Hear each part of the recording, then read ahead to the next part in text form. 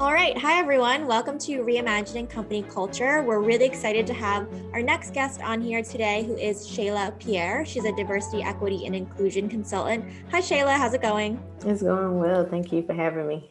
Yeah, so we're so excited to have you on here. Thanks for taking the time. If we could jump in, I'd love to, if you could tell us a little bit about yourself, your pronouns, and what you're excited to be working on right now. Well, I'm a DEI consultant. Pronouns are she and her. I help organizations integrate DEI goals into their current business strategy. I'll partner with the leadership and their team to really find inclusive ways to get their employees involved and to make the workplace a better place for all. That's great. Inspired you to get into this work to make workplaces more inclusive and better for future generations? I think it's just the right thing to do. You see a lot of adversity, issues that are arising not only just now, but in the past. And it moved me to really just take it upon myself to make this part of my mission in life to, figure out what can I do? How can I provide a solution or be a solution for the next generation? So I'm excited. I think this is something I was called to do, and it comes naturally to me, I believe. That's amazing. And it's so helpful to help others also like build an inclusive culture, and Hmm. really think critically about what they can do to improve processes. And it's a full 360, not in terms of like for corporations who have a DEI team, not just their responsibility, or HR team, Right. or like it's everybody's goal to build that culture of belonging. So I would love to know when you like kind of hear the words inclusive. When you hear the words inclusive culture, what immediately comes to mind? For me, it's all about empathy. I think we live in a culture where we are too quick to judge people. Um, it's important to understand what other circumstances others go through in their everyday lives, to realize that they don't have the same resources as everyone else. So when we approach a situation, it's important to think about how can we have some type of compassion for that individual? How can we relate to them? And even if we don't understand, to just think about, if we were in a situation and no one understood us, how would we want to be treated? So first thing comes to mind is like we need to have empathy. Empathy, yeah, empathy with team members. And we were just talking about at AllVoices as well, what value we really kind of is important to us in team members. And something that came up a lot was empathy. And one of the questions I also had for you was just which relates to intergenerational conversations with the new workforce that's emerging, but Mhm. also you have people of all different ages and backgrounds in your organization. How important are those kind of conversations amongst folks, from an intergenerational sense?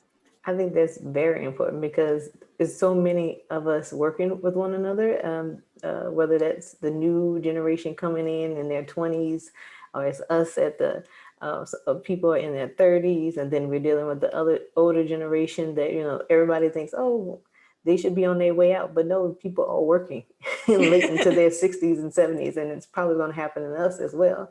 So I think what we need to bring to the conversation is trust. We need to break down those stereotypes of what people think of baby boomers or what they think when they hear the word millennial, so that we can understand one another. And once we have that trust, we can start with that transfer of knowledge, because that's important. That's the whole purpose of intergenerational conversations as well. Not only to learn from one another and to work well, but also transfer knowledge so that we can do our jobs better. So I feel like we have to have those conversations, and it starts with just understanding one another and breaking down those stereotypes so that we can just free flow and feel like we have somebody we can really relate to at the job.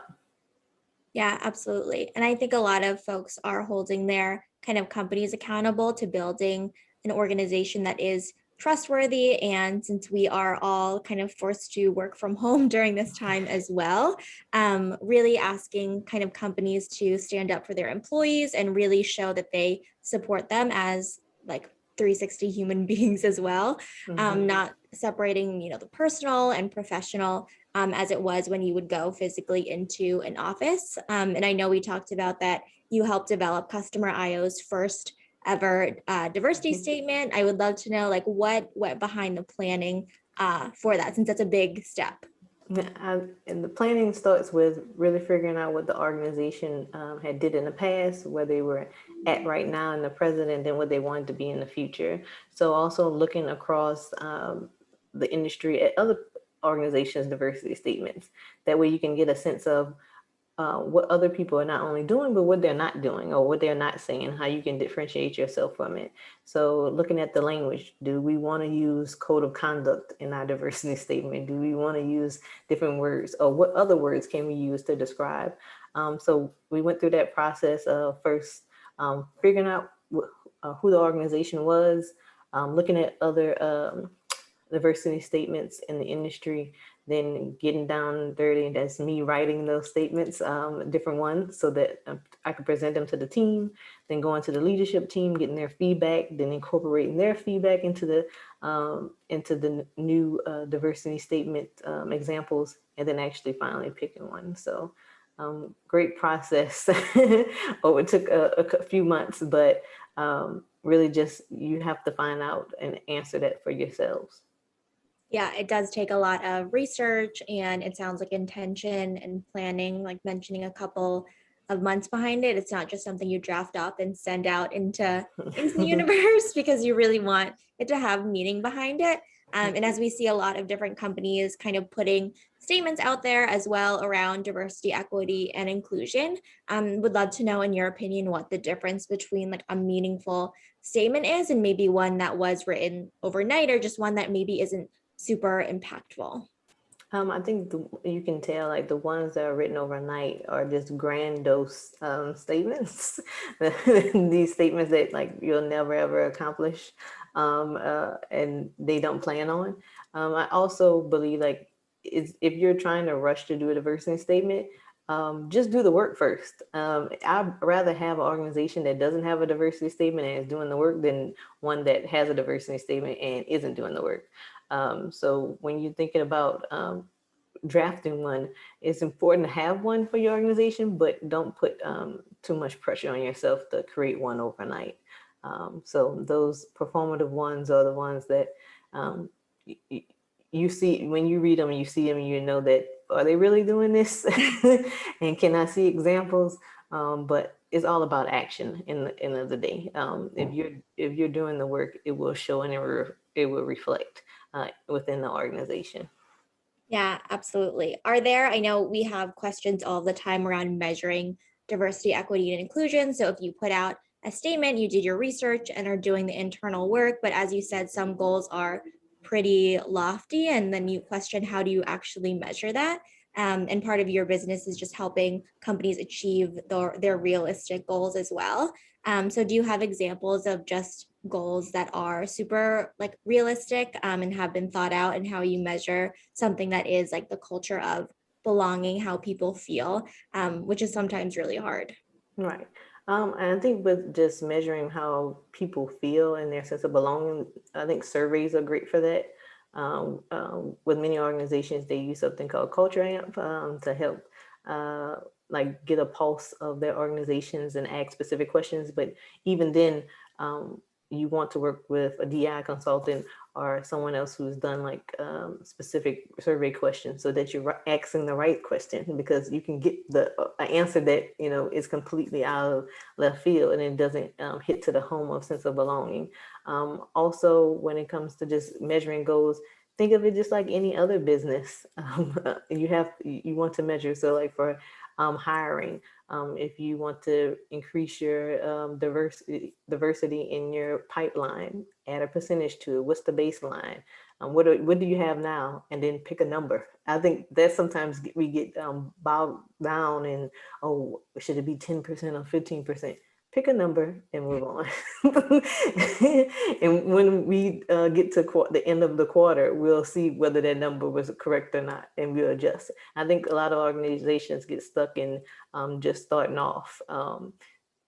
If it was any other field like marketing or sales, we probably wouldn't even think about it as hard. But because it's DEI, we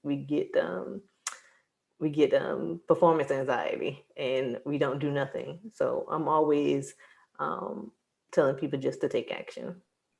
Absolutely. Take action, speak up, and really engage in the conversation. And it sounds like, in terms of measuring the effectiveness, actually having a two-way conversation with employees, asking through surveys, and just like any kind of communication with them, like, how are we doing? And really asking them and not setting it from the top and just seeing if it sticks. And one of the things you mentioned was a lot of companies do have those goals around building out a pipeline of underrepresented talent, hiring folks, which is great. And they do have goals around that. But what are your thoughts around companies having goals to promote and retain diverse talent as well, since we know that that's a really important part of the picture as well in terms of managers, leadership, and ultimately C-suite executives and board of directors, not just in entry-level jobs. Right. Set the numbers.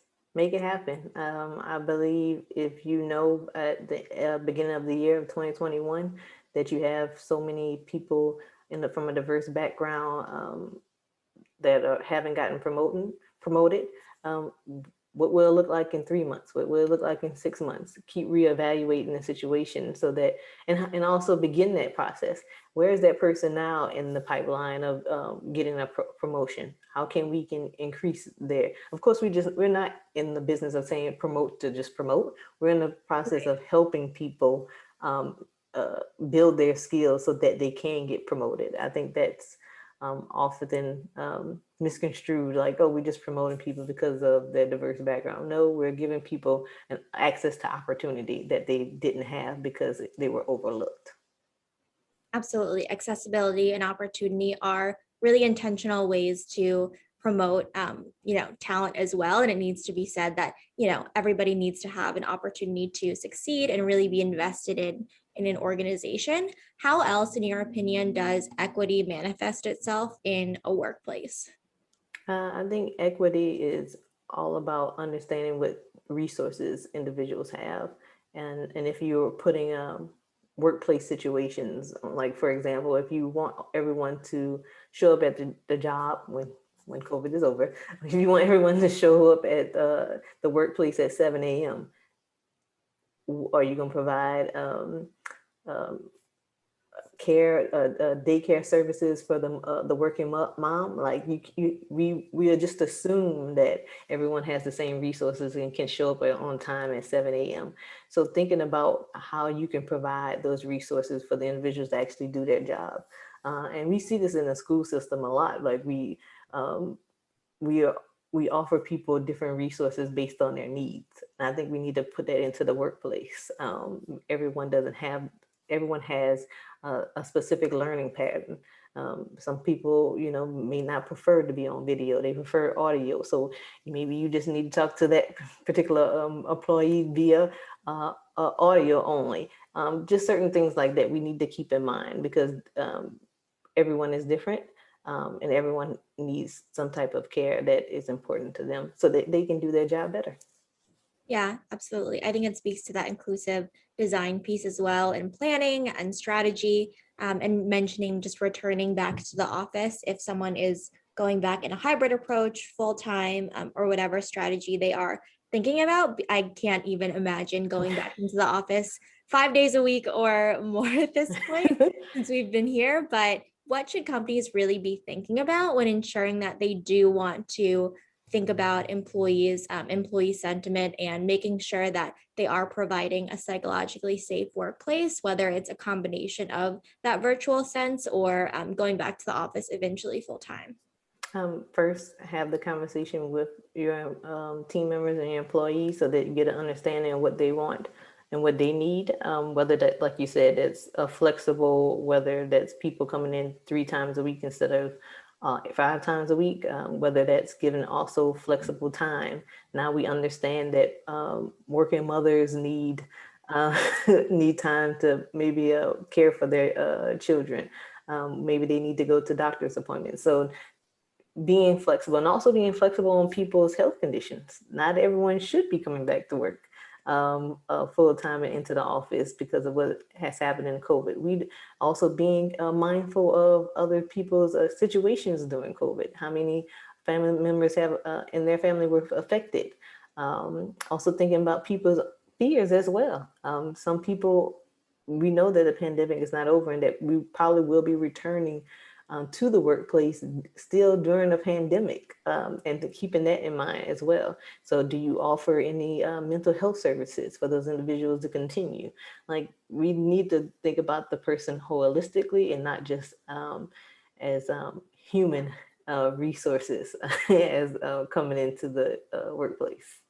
Yeah, there's a lot of different factors to think about for the future of work. So I appreciate that as well, because the folks that are working at your organization are working mothers, caregivers, in every sense of the word too. And you don't know what anyone is dealing with in terms of COVID and where they are and getting vaccinated. So there's just so many things to think about that are all really valid to a strategy coming back. And I know you also mentioned in terms of DEI, folks tend to overthink it because it is diversity, equity, and inclusion. We want to make sure that we're doing the right thing. And sometimes that could make us not do anything and it's overthinking. Are there any other misconceptions you've seen folks have around this work that we definitely want to break here today?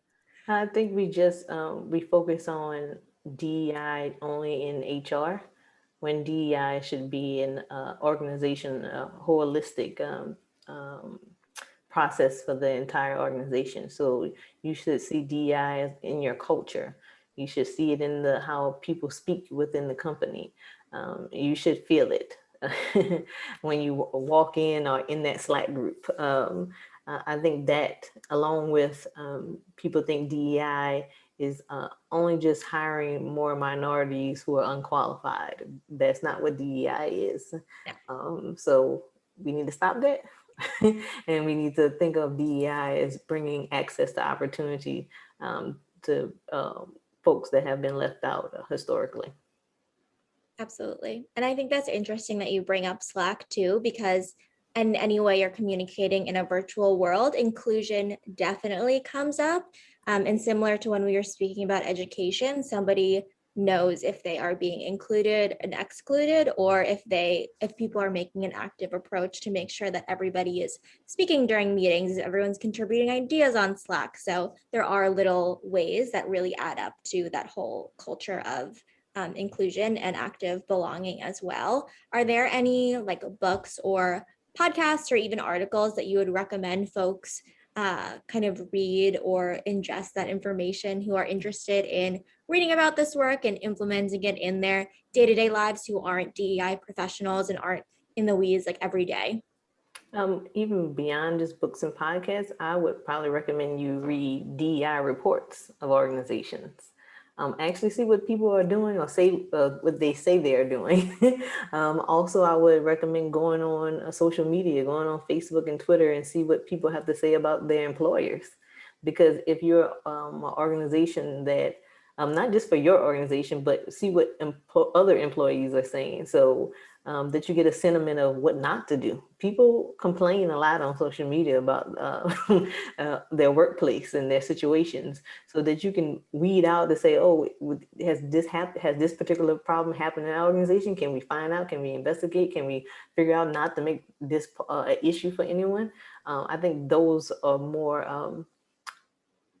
resources are more are better resources for you to really investigate on how to be better. So DEI reports and actually checking out what people have to say on Twitter. Yeah, absolutely. And it's so readily available right now in terms of all of the resources you could go to as well to research a current or future employer. Are there any kind of questions that come up in the interview process that maybe you recommend folks ask in terms of just seeing if an organization is actually committed to these goals, or if they were working towards it, or if they have a real intention to meet them? Just ask bluntly, like, what have you done in the past? Because sometimes it's not really available on their website.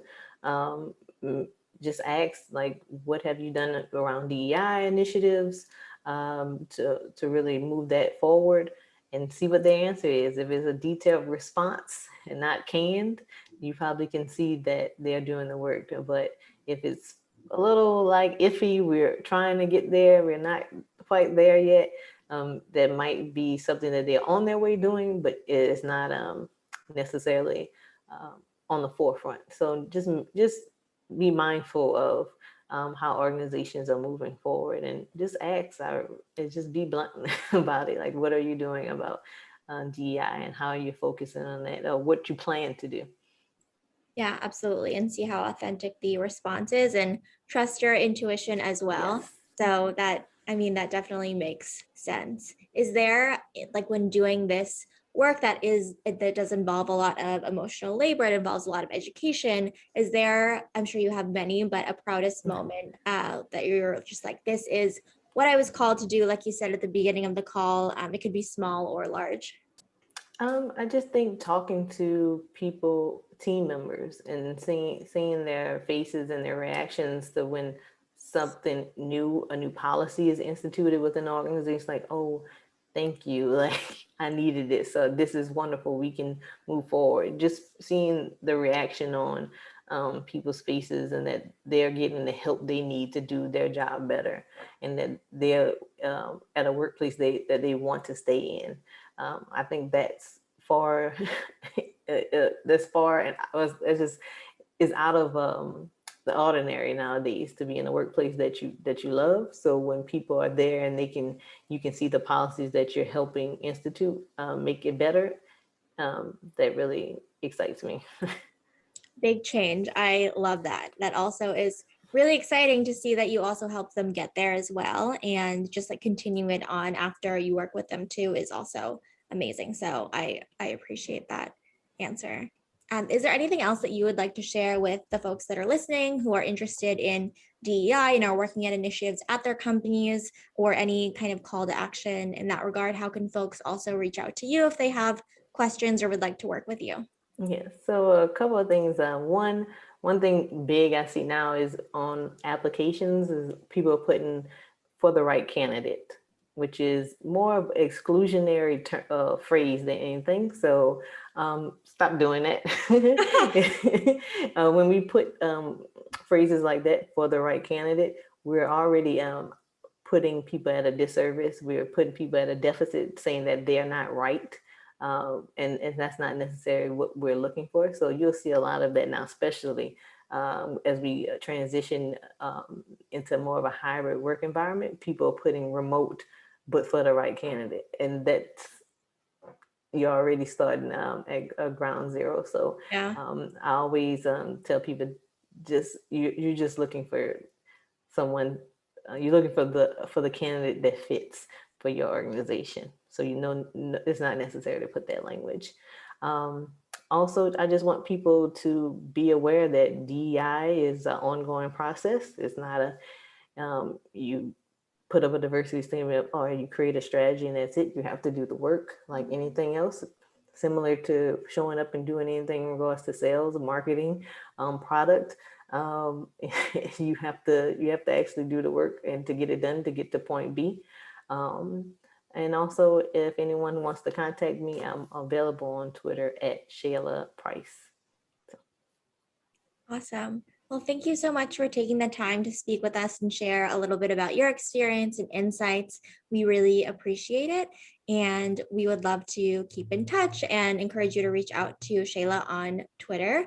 But that's all the time we have for today. At AllVoices, we believe in the empowerment of employees to speak up, and creating a place where employees feel they can speak up is a need to have in order for everyone to succeed. Thanks so much, Shayla, and talk to you soon. Thank you.